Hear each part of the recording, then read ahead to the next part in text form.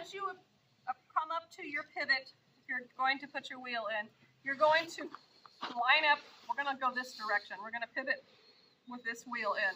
So you're going to look ahead and line this up, not your horse. And as you approach this, you're going to ask them to stop a stride or two before you're actually in the hoop. If you wait till you are in the hoop and then tell them, whoa, you're usually too far out, especially if you're going at a trot. So this is something you need to practice, and sometimes it's different from each horse, is to learn when you need to cue that horse to stop ahead before you get into this. Whoa. Okay, so then once you're in, sometimes that's just a feat of getting in.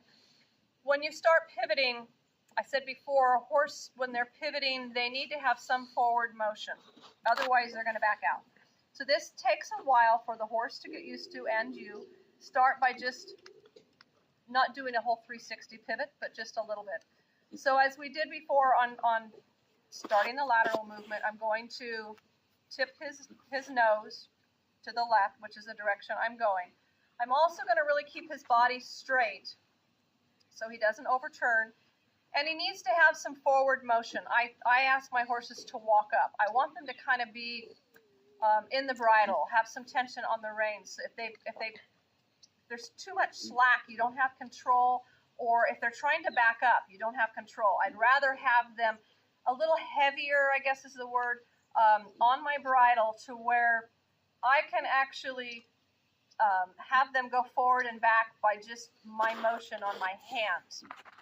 It's kind of sometimes you're rocking back and forth. So as you come in, hopefully they stop. If they don't stop really well, especially if you're in a class, then plan on that. Some horses don't want to sit there, so be ready to go if you have a horse that's not quiet at it at a show. So over. So don't focus too much on the pivot, the circle as you go, as you first start out. But if you don't have that forward motion, you'll come out. You won't have the room. So the cart kind of goes a little bit up and back, and that helps keep this. So there I have too much back. So if he's backing up, I kind of pull with my outside rein. I teach him walk up, step up. So that's another part that I practice, is kind of pushing him up a lot, even without doing this in the hula hoop.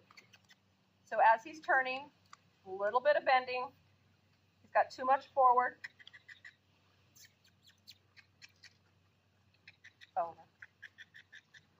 So use your outside rein, which in this case is the outside of my circle, my right rein, to help keep him straight, but it also helps keep him forward. And you can practice just stepping up and out of it. I caution you to use, especially beginning, don't focus so much on keeping your wheel in the hula hoop or an object or on a disc. Just use that as kind of a guide, giving you the idea.